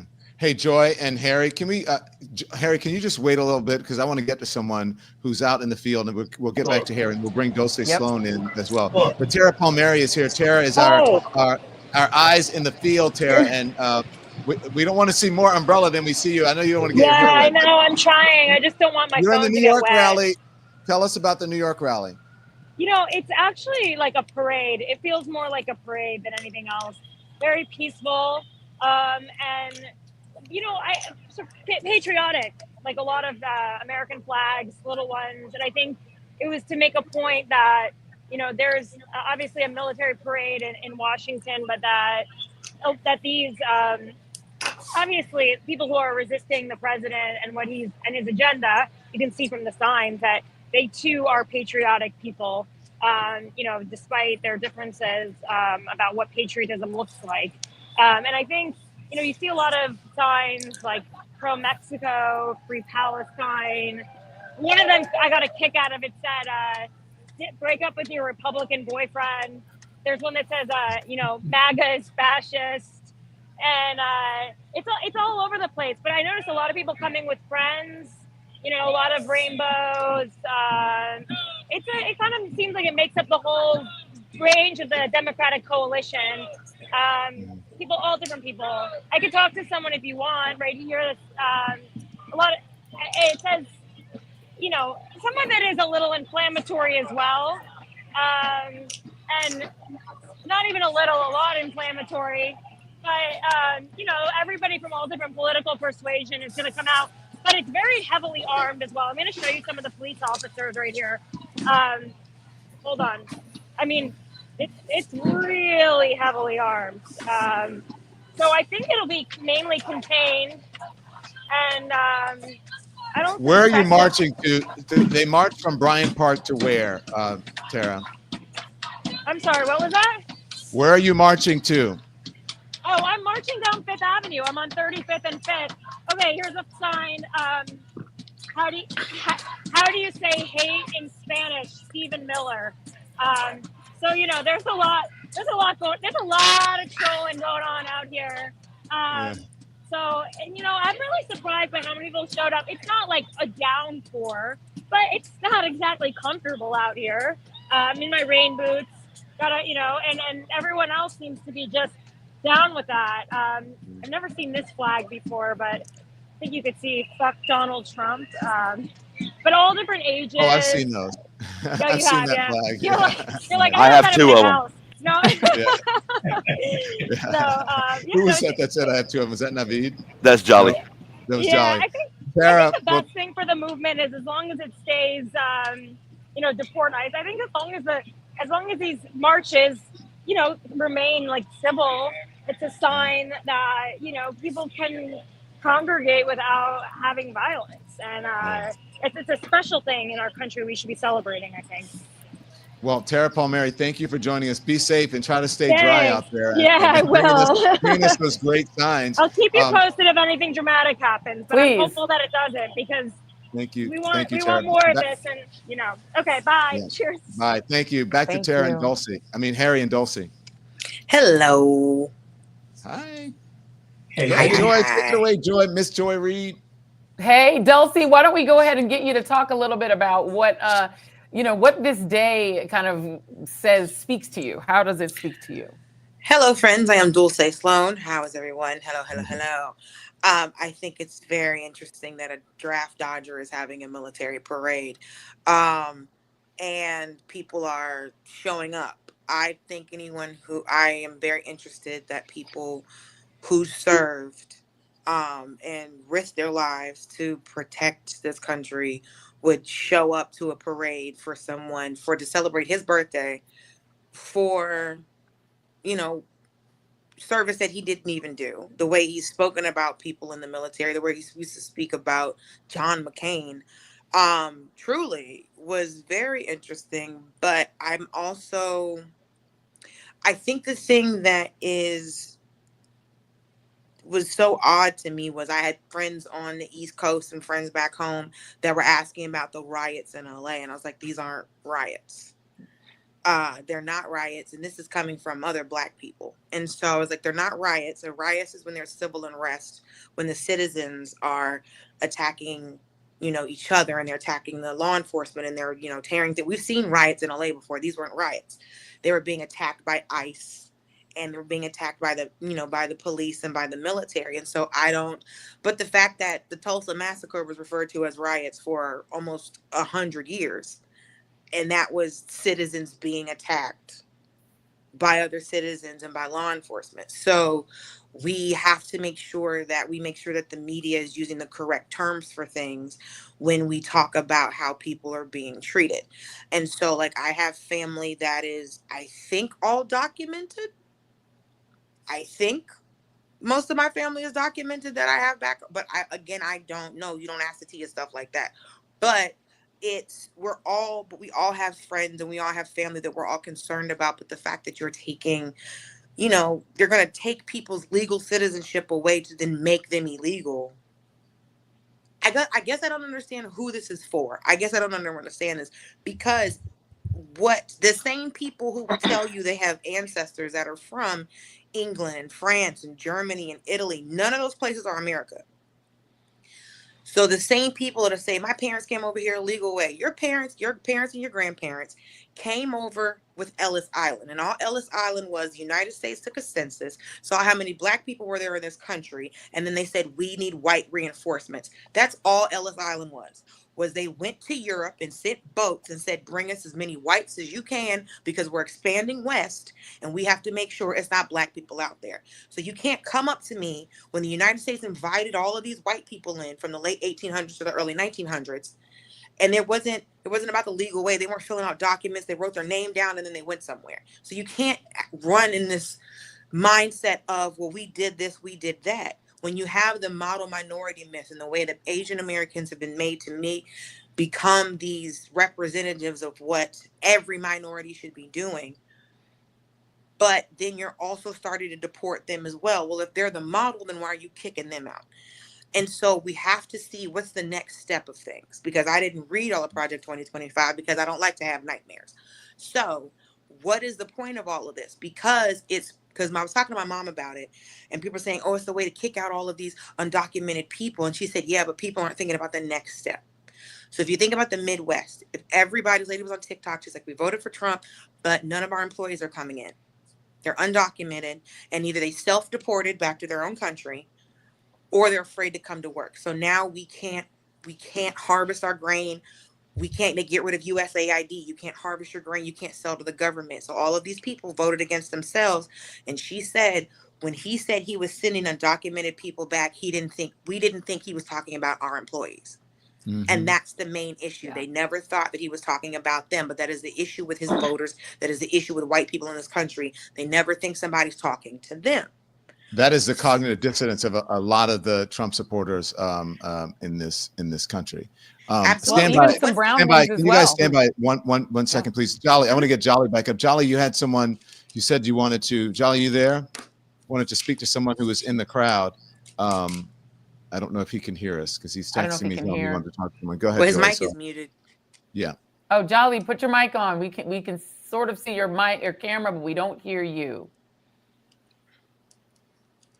All right, let's get back to Harry Dunn. And Joy, you got Naveed Shah here. I do indeed. Harry, I want to let you get another comment if you want to respond to what Dulcie had to say, because I mean, the reality is you had a lot of people with that same mentality show up for what they called a protest on January 6th, but that was just a mob action. Those were people who also are not trained protesters. They didn't know how to protest. They just figured we'll just crap in the Capitol and smash the windows and beat up some police officers. They think that's a peaceful protest, but Donald Trump is trying to portray what we just saw in New York, what we're seeing in LA. We can see the pictures. We're putting them on your screen to show you. Donald Trump calls this an insurrection, Harry. Yeah. Well, not just him, but his flunkies and cronies in Congress. I mean, what they're saying, what's happening in LA is an insurrection. And I just love the opportunity to use a good Webster's definition. And the definition of an insurrection is a violent uprising against a government or authority. So we have to stop real quick and examine the components of that real quick. How can you have the violent uprising is by the government, not against the government. It's ICE out there beating people's heads in and cracking people's windows and stuff. So it's not an insurrection because the government is the one doing the violent uprising. On January 6th, it was the people that did a violent uprising against the government. So, I mean, listen, I don't give MAGA a lot of credit. Like, they're not smart, but those lawmakers, they're not that dumb. They know how to understand what a definition is. But all they're doing is pandering to their base. And the last thing I'll say real quick is I got some text messages from officers that are out there working right now. And they said they have Trump supporters coming up to them saying, thank you for your service. Thank you for being here. These are the same people who defended the Capitol on January 6th. But you got all people, Trump supporters, coming up to them and thanking them. And it's just Danny Hodges is out there working right now in this humidity. And I'm just praying that rainstorm makes its way a little bit further south from New York, right in time for that parade. So, and the parade is later. You notice we're on before that parade is coming hasn't on. happened yet? It's 4:30. It has not happened yet. It's supposed to happen at about 6:30. But you know, we don't care about it. But I mean, we do care. This is already ridiculous. Yeah, and I will note that we do respect the United States Army, has a parade and we at do night? want to Okay, wish I the don't know. United I'm the States one with the Army a happy connection issue. 250th Can y'all see me? birthday. Can y'all hear me? We can hear you. Yes, we can, Dulce. Let me go ahead and introduce I very just got quickly no before we luck come for a back to connection you. issue. Naveed Shah. He is himself a U.S. Army veteran, and he is from Courage for America. I wanted you to come in and just talk a little bit about your perspective on Donald Trump throwing what he's claiming is a celebration of the Army's 250th birthday, but it's really about his birthday. And he really wants to be like Kim Jong-un, and he wants to be like the dictators who get to have military parades, Putin, but also he kind of envies Emmanuel Macron. Maybe not the getting slapped by his wife part, which maybe might happen to him too at some point. But he loves the Bastille Day parade. He wanted one of his own, and now he's got one. Your thoughts on that, Naveed? Hey, Joy, thanks so much for having me. And, it's such a slap in the face to every service member that he's doing this way. I would, as an Army veteran, I would love to celebrate the Army's birthday. I'm really proud of my service. I'm proud of the soldiers I served with in Iraq and all over the world. But the thing is, when Donald Trump is doing this, he is putting on this pomp and circumstance for himself, and to turn around and decide he's going to cut 15% of the Department of Veterans Affairs, 83,000 jobs that are going to, and who's going to be impacted by that? Veterans and military families who rely on the VA for their health care and for their benefits. So on the streets is having a parade, but behind the scenes, the Trump regime is planning to cut veterans benefits without any regard for the people that they're going to be hurting. And when you talk to your fellow veterans and about this parade, because I have to say one of the more despicable things that I've seen in the last couple of days is the way local news is covering this event. They're covering it like it's perfectly normal for the president of the United States to be putting tanks in the streets of the nation's capital and sort of showing off our military might, not to another country, but to the American people, and threatening a violent response if people protest. This is being covered as if it's perfectly normal. And I wonder what you make of that, Naveed.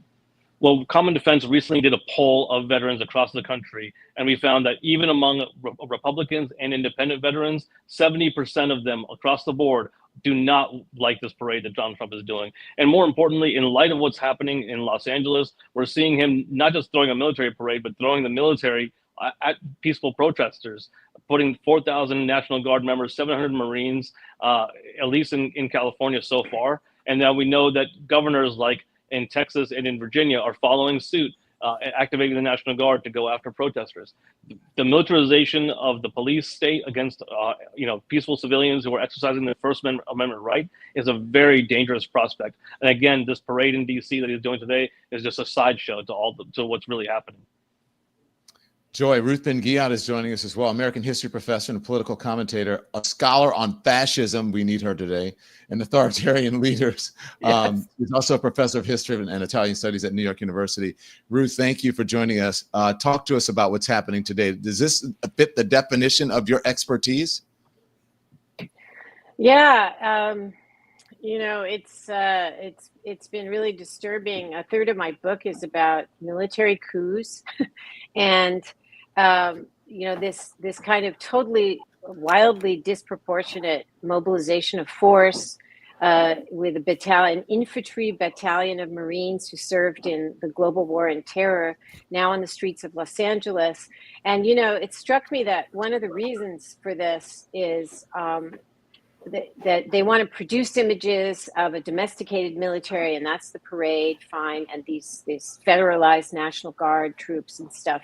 But they want to banish images that are too threatening to them, and that is ordinary people who've been coming out, not just today, which is the No Kings protest, but they've been coming out in neighborhoods to try and stop these ICE thugs from doing their arrests. And that kind of show of solidarity and helping the vulnerable is very threatening to authoritarians, because they want to always divide us and break those horizontal bonds of solidarity.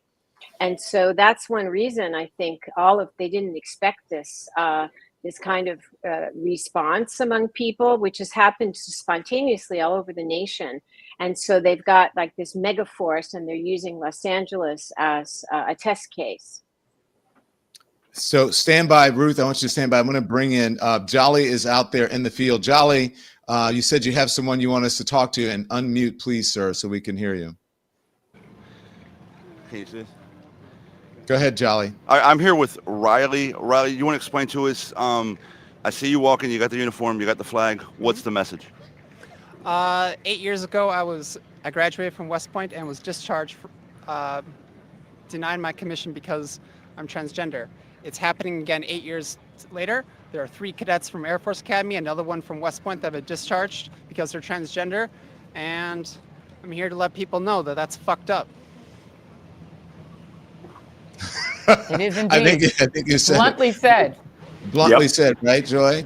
And factual. I mean, can I ask you a question? What made you want to join the United States military? Why did you sign up? What made you want to join the military? Why did you sign up? Oh, a number of reasons. As corny as it might be, I wanted to be the best person I could develop myself into. I wanted to see what I could do with my life, and it was a good opportunity. And I got into West Point. I was very proud of that. And you made it all 4 years, it sounds like? I did. I made it all 4 years, graduated, got a degree in mathematics. I would have branched into the air defense artillery. Wow. And Jolly, can you ask? I'm sorry, Joy. No, go, John. You go. What does this do for the morale? Because if you listen to Pete Hegseth and you listen to Donald Trump and folks in the administration, they think that it lowers the morale, right? It hinders the morale of the folks in the military, the men and women in uniform and our transgender brothers and sisters as well. But what does it really do to the morale, especially for members of the LGBTQ plus community who have fought and served this country? It's a good question. Don asked, Pete Hegseth claims that having transgender soldiers in the military lowers the morale of the unit. But what do you think that it does for the morale? And especially, what message are you sending to the LGBTQI plus community by kicking people out simply for being transgender? If you talk to any of the hundreds of trans service members, you will know that they only better the unit. And that, look, if there's a bad trans service member, if they are not cut out for military service, kick them out. I will be the first to say that. But what I want everyone to know is that give us an equal chance. We deserve an equal chance. There's nothing wrong with being transgender that affects your military service in any way. Would you have been, if after West Point, had you got commissioned and not been kicked out? Yeah. By the way, what year did that happen? 2017. 2017. Had you not been kicked out, would have got commissioned, you still would have been in during some of the conflict. Would you have been willing to go in your uniform overseas and fight those wars and fight those conflicts? I planned for that. Yeah, air defense artillery gets forward deployed all the time. I was expecting that. I was hoping for that. I planned for that. And so when you joined, to be fair, the country had been at war for going on 20 years, so you knew what you were getting into. Absolutely did. All my professors were Afghanistan veterans or Iraq veterans. We studied all sorts of case studies from Iraq and Afghanistan, both the tactical situation, but also the moral, ethical situations that arises for officers. So walking around here now, because I see a lot of, Make America Great Again hats and Trump shirts and that, have you gotten any feedback on your flag? Have you had any comments? Have you had any conversations that stand out to you? I've had a couple of looks, but only positive comments. That's amazing. Okay, great. And are you here specifically for the Army's 250th birthday? Well, look, I was in the Army too, so it gets to be my birthday too. I'm not going to let Trump take that away from me. Amen. Very well. Jim, you have something? You got a question? Thank you so much. I appreciate it. Well, a couple of things. I'm going to just bring up the point since we're talking about Pete Hegseth and he's made all these comments about merit-based and so on. If we're going purely on merit-based, should Pete Hegseth be the defense secretary? I mean, honestly, let's just put that out there. Can we just say that? Let's just state the obvious, make sure it's on the record here. The other thing is I just heard from the crew here in D.C. just a few moments ago that we're expecting possibly 3 to 4 inches of rain at about 7 o'clock this evening. That is what's in the forecast right now. And Andy, I don't can know you if give somebody's been, I don't know, Harry Dunn, I heard, was doing a rain dance or something out in Virginia somewhere.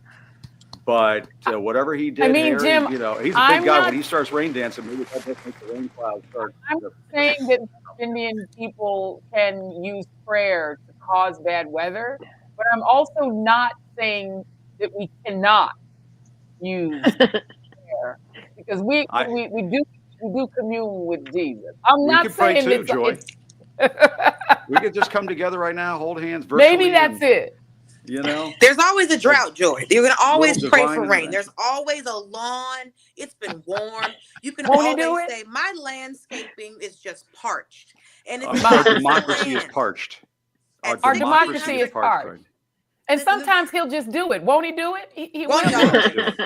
Won't he always? Sometimes God the is Creed, the good. 1600, they're out here being thirsty. Okay, there's just been a cloud upon them of just foolishness, and the clouds need to be pushed away to the cleansing rain that we need. Also, a nighttime parade.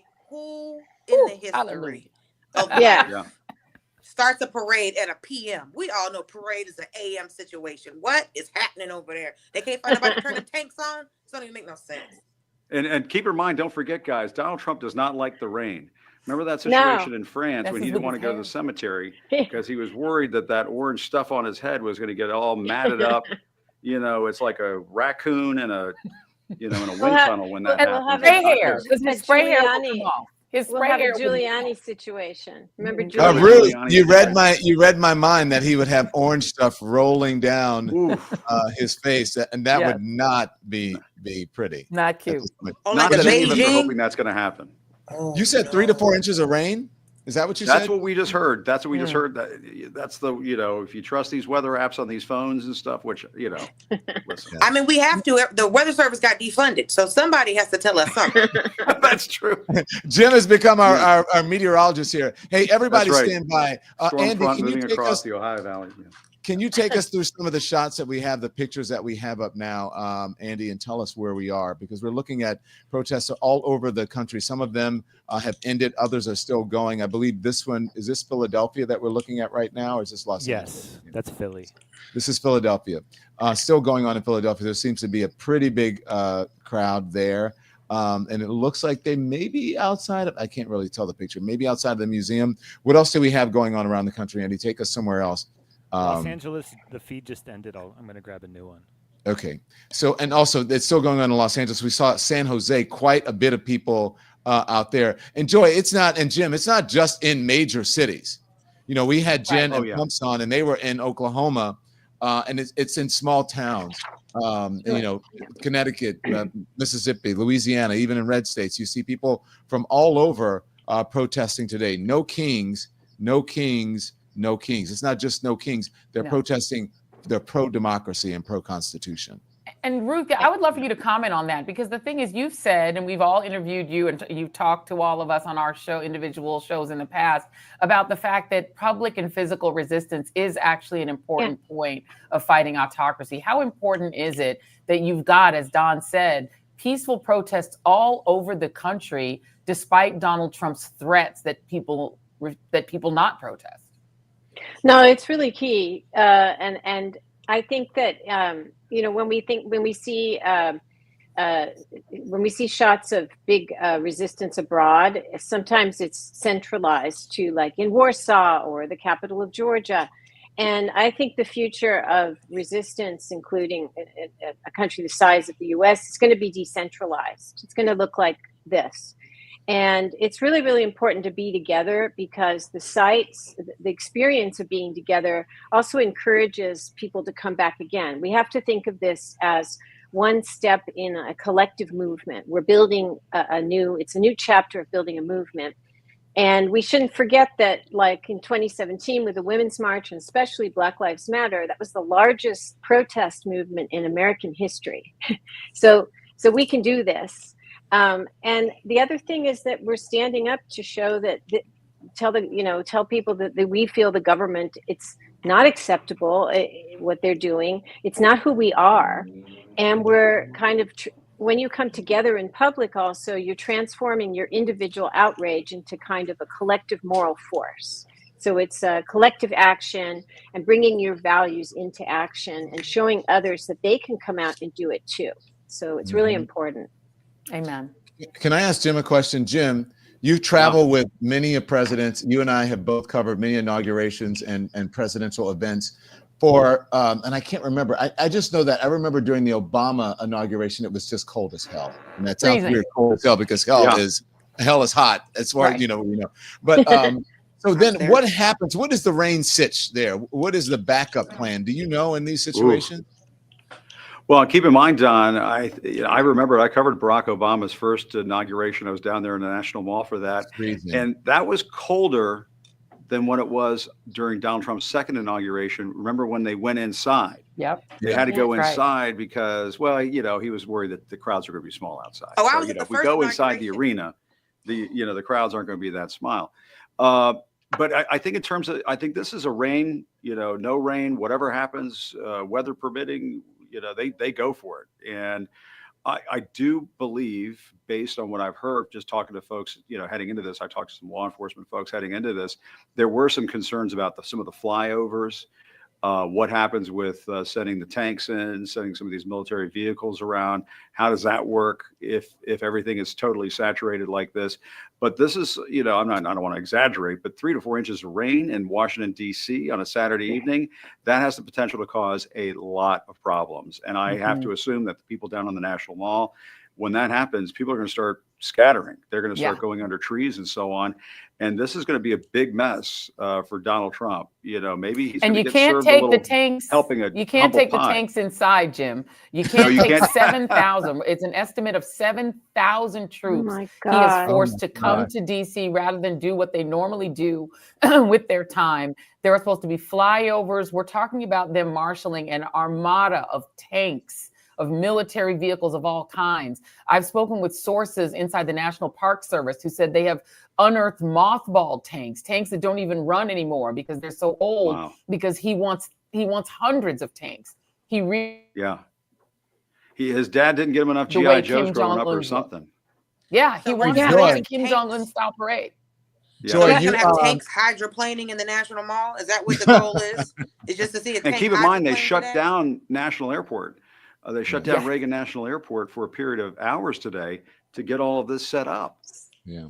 Hey, Joy and This has been a Jim. mess. By the way, Joy, you had fed into us some of the protest. Some of the rehearsal video from them rolling the tanks in, and also, can we play that? Yeah, this is the rehearsal video that Joy and her team had sent in to us. And this is, I don't know if you were there yesterday, Jim. I don't know, but look at this. I believe Dan I feel like this looks like North Korea, guys. It's Am I it's wrong? like North, Yeah. it's like North Korea. It's like all the Yeah. dictatorships that I study, and it's just unbelievable. It's this boundless need for adoration and choreographed bodies and feeling that he's the big man, but there's no end to it. It's from a deep insecurity and a deep fear. In fact, I did some research on parades and That's actual North Korea, by the way, we're dictators. showing now. Just let you not Yeah. to cut you off. That's North Yeah, Korea that now. So is you can North see Korea, that it's yeah. similar. Yes, But it's go ahead. similar, Go ahead. right? But some of the dictators, if they've been around long enough and they know how hated they are by their people, they can have, like Saddam Hussein, he would have birthday parades, but he wouldn't show up because he was afraid something would happen to him if he actually showed up. This is after being, this is like a symptom of this egomania of the dictator. And it's really unbelievable that we have to have these scenes now in our nation's capital. And what's gross about it, Ruth, is remember Donald Trump is the guy who was reported, and I confirmed it, others confirmed it, had referred to people who serve in the military as suckers and losers. Yeah. And he's the one who is using the United States military, using the 250th anniversary of the U.S. Army to puff out his chest and feel like a dictator. It's disgraceful. Yeah. Also, if I can interject into that conversation, I joined the military, and 9/11 happened 2 days before I graduated basic training. Wow. So Iraq and Afghanistan was my entire military career. 13 years I was there. It was the global war on terrorism the whole time, from the 2 days before I graduated basic till I got out. And something that was a very big part of our training, our quarterly requirements, our commanders and our platoon sergeants would talk to us about it. And it was, our job's not to be political. Our job is to stay apolitical. Don't do politics in uniform. I'm sure you all remember 2003, 4, 5, 6, 7, 8, 9, that time period. Lots of protests around the country against the Iraq war. After, it was revealed that there was no weapons of mass destruction. So there was a lot of that. And soldiers, sailors, airmen, Marine were inclined to have an opinion. And we were reminded that your political opinion is yours privately. You will not do it as associated with the Army. You won't do it in uniform. So now I'm seeing the the politicization of our military, and it's absolutely disgusting. One, it's antithetical to everything I learned in my 13 years in the Army, and I'm going to say what I said the other day. This is going to cause the public to lose trust in the military. When you start politicizing the military, going to Fort Bragg, giving stump speeches on Bragg, I couldn't believe it. When you're filtering the troops that are there to make sure they align with your political views, when you're selling Trump merchandise to soldiers in uniform, if you did any of these things while I was in, you were getting reprimanded, if not kicked out. Politics were not allowed in uniform, and now I'm starting to have trouble deciding what's politics and what's uniform. And this is going to cause us to erode public trust in the military. Indeed. Indeed. But the Especially when Republican Party has always used the military, has always taken the military and stood them in front of us. They've always said that they supported the troops, and the entire time we're taking resources and services away from veterans. They are the main party that will go, we love the troops, we care so much about the troops, thank you so much for your service. And they are the main ones that will defund a VA. They are the main ones that will make sure that they're taking their all of the services. They're not allowing, black servicemen to be, or black service, people serving service who are black, to be able to use the GI Bill. And that was the entire time. So this entire time, the Republican Party has always stood behind the American military and been like, this is our show of might, this is our show of force. They're the first ones to go to war, and then the last ones to help veterans. This is always, this has been the game the entire time. They have always played in the military space. So for me to have to look up, if, we all had a grandfather who was in World War II because he had to, because we had the draft. But to currently have friends who've had to leave the military or were kicked out of the military, or for any reason to say we can't politicize, so you're telling them you can't be political in uniform, but yet the Republican Party has always made the military part of their party and the identity of their party. That's a huge slap. That has to be a huge slap in the face. Mostly, look what he did at Fort Bragg last week with members, our service members standing behind him, doing a call and repeat, and also, selling merch at the event. Yeah. Which is unheard of. Like, why are you selling merch to the troops? And by the way, for those who didn't see that video, and we have a little bit of that video here, I don't know if we want to tee it up. He mocked the mayor of Los Angeles and the governor, and again claimed, like Kristi Noem did, that they're going to, quote, liberate Los Angeles from the people who are elected to lead it. He mocked the press and got the troops. It was I think it was the 82nd Airborne, and got them to mock the media with him, to hoot and mock the leadership, the civilian leadership of California with him. He got them to participate. And as Don and Jim have reported, and I've seen this reporting elsewhere, they vetted those troops, not just for their ideological views, Ruth, but also for their appearance. And I don't know what that means, but I assume they mean they wanted them to mostly be white. And fit and white. No, this is obviously, this is so dangerous. And all along, Trump has made no secret of that. He has a different model of the military in mind. It's why he said to his chief of staff, General Kelly, that he liked the way that, Hitler's generals were with Hitler. And then Kelly had to remind him that actually some of the high officials tried to assassinate Hitler, but he's like, no, they were obedient. And so he has this image of the military as loyal to his person, which is not the way it's supposed to work. And, it's very sad because ultimately, even the storied infantry battalion of Marines who are very tough and served all over the world, and they are going to lose their integrity if they're asked to be, doing stuff to civilians. And so the military, when it's in all the stuff that I've written about, when a military serves an authoritarian, it doesn't have to be as extreme as Pinochet's Chile, where they were like literally torturing, civilians, but they lose their integrity and they come to stand for just oppression. And so it's a losing thing. He's putting the military in a very difficult situation. And that's why it's even more sad that that there's not more people speaking out. Well, Ruth, thank you so much for joining us. Dulce, thank you so much for joining us. We appreciate it. And we will see you guys back here soon on the Don Lemon Show, on the Joy Reid Show, on the Jim Acosta Show. So thank you very much. I want to bring in now Reese Colbert and also Clay Kane to the stage. And there's a reason that I'm doing this. And I'm going to leave Jolly up as well. Jolly, put your face in here. Because what I want to tell stay in everybody there, Jolly.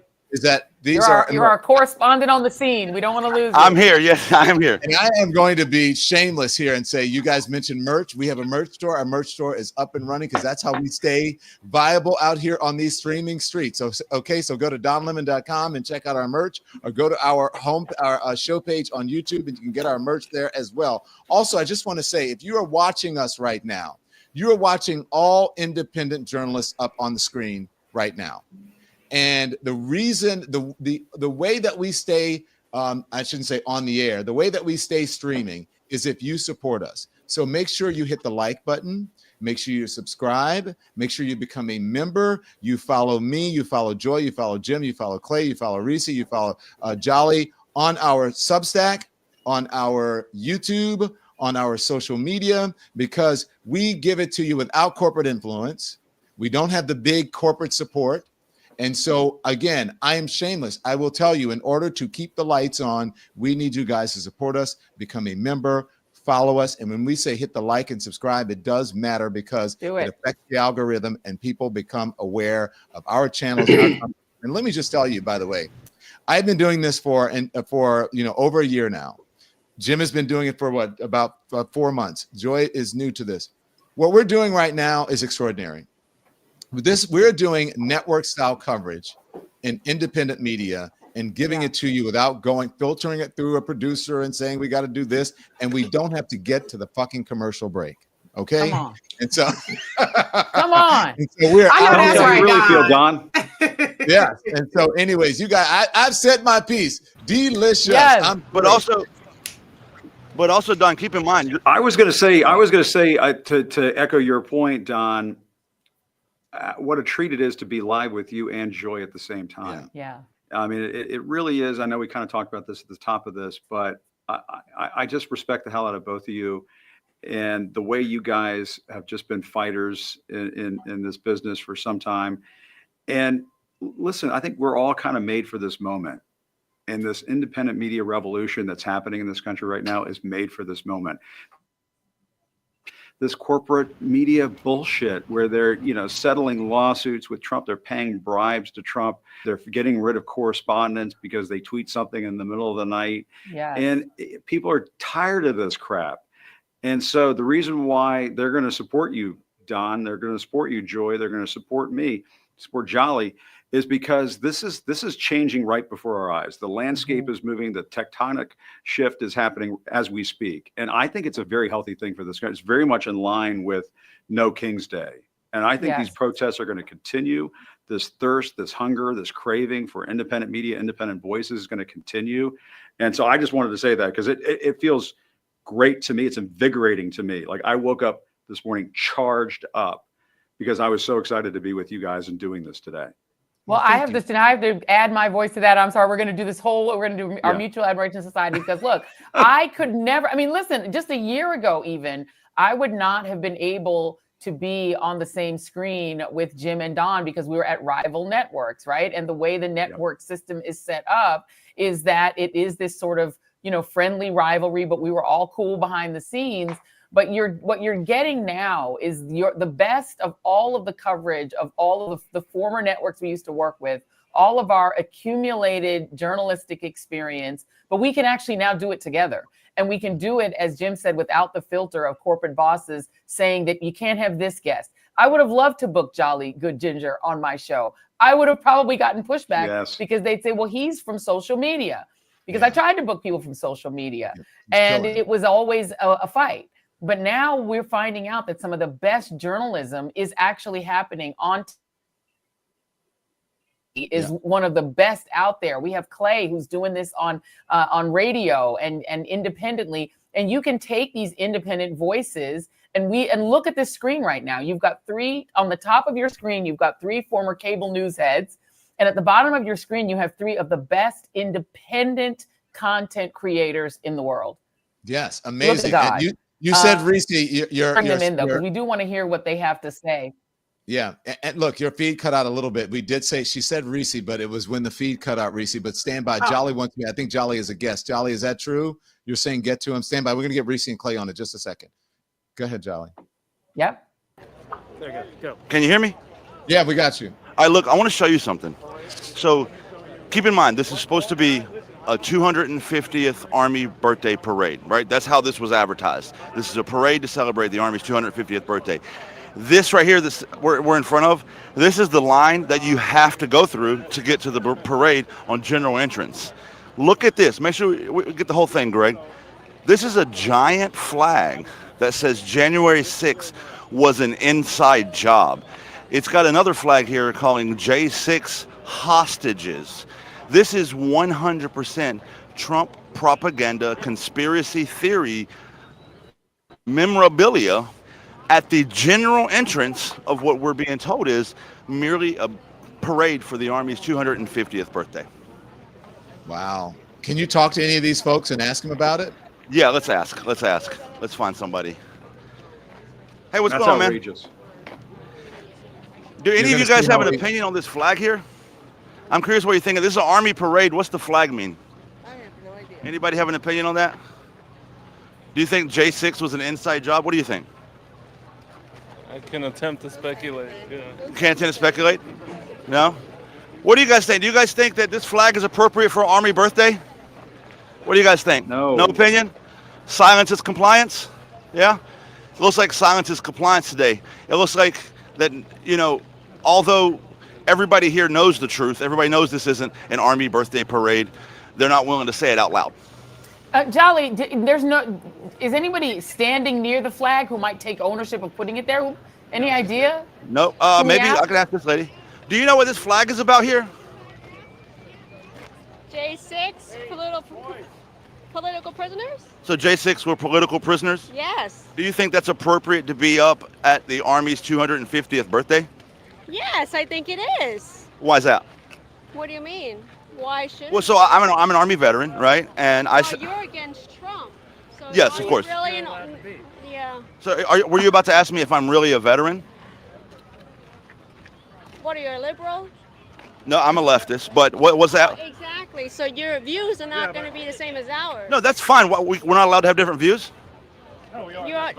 Okay, I thought that's what I fought for, but I could have been lied to. No. Okay, so I did. Okay, so then, so my question is, what does a J6 flag have to do with the Army's 250th birthday? It's because I'm here and I'm some. Oh, so this is your flag?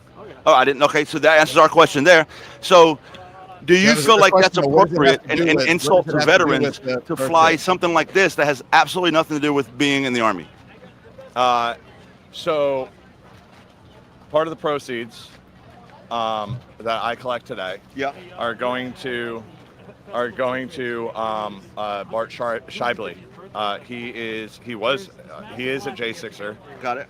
He is right now on hospice.